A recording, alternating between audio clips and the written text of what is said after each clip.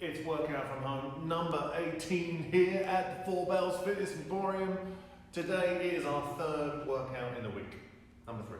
Which means if you know the format by now, today's workout is meant to supplement the work we are doing on Monday, workout number 1, which of course is the focus of our current training cycle, which is push-ups.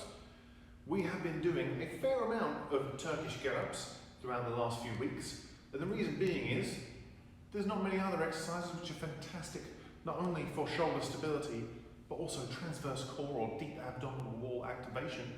Both of those things are very important. We want to make sure we have a good push-up, which is why we're doing it. Our warm-up and our strength piece today focus on the Turkish get-up. So we're going to talk about how both should work before we get to business today.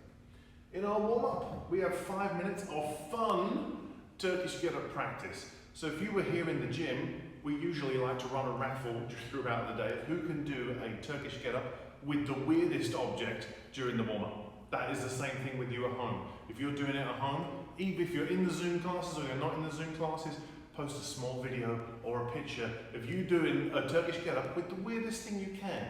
A couple of weeks ago, MP, if you're out there watching this, MP won. She did Turkish get-ups with a cat. The cat was, however, pissed off for the remainder of the day. Our warm-up today is 5 minutes of fun Turkish get-up practice. We're doing 1 rep on one side and 1 rep on the other. So, how does a Turkish get-up work? By now we know that there is 6 steps from the floor to standing in our Turkish get-up, which means including standing at the top, there's also 6 steps to get back down.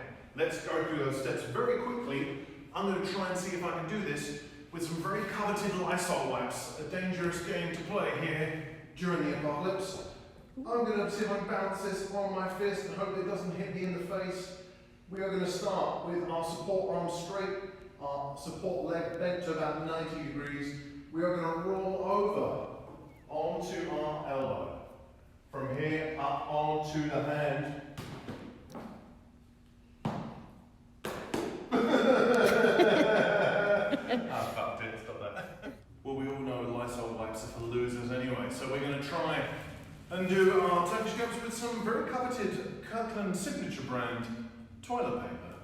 As always when doing a Turkish get-up, guys, you know it's 6 steps from the floor to standing, making sure whatever we are lifting, that weight is over the center of the hand. We're nice and balanced before we start to go. I've got a nice straight support arm, I've got a nice support leg bent to about 90 degrees, and my right arm and right leg here are going to be out to about 45 degrees from the bottom. From here, I roll over. Step number 1 is not a sit-up, but it is a roll over like I'm getting out of bed in the morning. I roll onto my right elbow. From here, up onto the right hand. Hips up, leg through, lunge position. Standing up, bring the feet together. Step back with that right leg. Hand down to the floor. Leg through, bum down, elbow down, lay down. Find as many funny things as you can to do Turkish get-ups with. I look forward to seeing them. 5 minutes of Turkish get-up practice. We're doing 1 rep per side for the 5 minutes. So it's a strength piece today in workout number 18. Is focusing on Turkish get-ups, which is what we did in our warm-up today, and some upper body pulling to try and balance out that shoulder girdle, make sure the back of the shoulders and the back are nice and strong to pull those shoulders back into position. So our strength piece, quite straightforward. 5 sets, each set 3 minutes long. In that 3-minute window, we are doing just like we did in our warm-up. We're doing a Turkish get-up. So from the floor to standing, back down, that's 1 rep. We're going to do 1 rep on ideally our weaker or less stable side first, and then move on to our stronger side second. So for the strength piece with our Turkish get-ups today, different to where we were doing kind of longer sets when we did pressing Turkish get-ups a few weeks ago, if you remember, doing a press along 5 out of the 6 steps of the Turkish get-up. Here, if we can, if we have the resources, trying to make each Turkish get-up heavier as we go across the 5 sets. So some people who have full home gyms with loads of kettlebells and loads of dumbbells, you're going to have a great time. If you don't have those, then it's thinking about how to make the Turkish get-up more challenging. So that could be pausing for a couple of seconds along each step of the way to make sure that we're really trying to fatigue those stabilizers as we go through the Turkish get-up. And of course, maybe finding an object that is normally pretty easy, like a kettlebell, where it would normally sit on the back of your wrist, maybe we're turning the kettlebell upside down, trying to find ways to make the things we have accessible to us a little bit more challenging. Once we're done with our Turkish get-ups, doing 1 rep per side and 1 rep on the other, that's the same thing, we're then going to get into pull-ups or some kind of upper body pulling. So, depending on what you have available for you, if you have a chin-up bar available, we are going to be doing pull-ups today. So that means pronated, palms facing away, which is going to mean a little less emphasis on the bicep and a little bit more emphasis on the lats. So, if we have a chin-up bar available, maybe we are doing 3 to 5 negatives.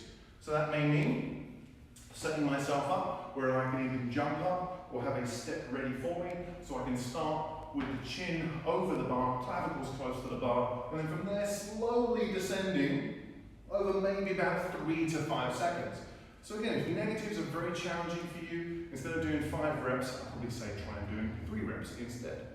If you have, was that a chin up or what was that? Which one did I do?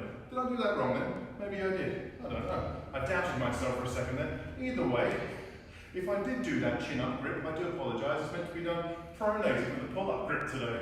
From here, if I can, I should be doing a strict pull-up, arms facing away, pulling up, and then controlling myself back down and doing 5 reps. So again, if that's easy for 5 reps, do I have the ability to add a little bit of weight to me? Can I put a dumbbell in between my legs? Can I hang some weight off a rope? One of our members fantastically used like an old strap with an old carabiner to add some weight to. Fantastic work.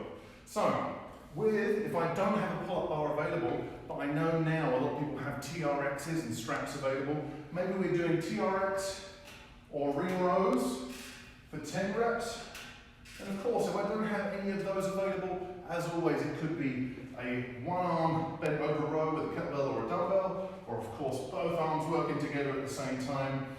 So, it's either Turkish get-ups, 1 per arm, trying to get heavier if we can, with our pull-ups, palms facing away, pronated for somewhere between 3 to 5 reps, or rows of some kind for 10 reps. And that is the strength piece today.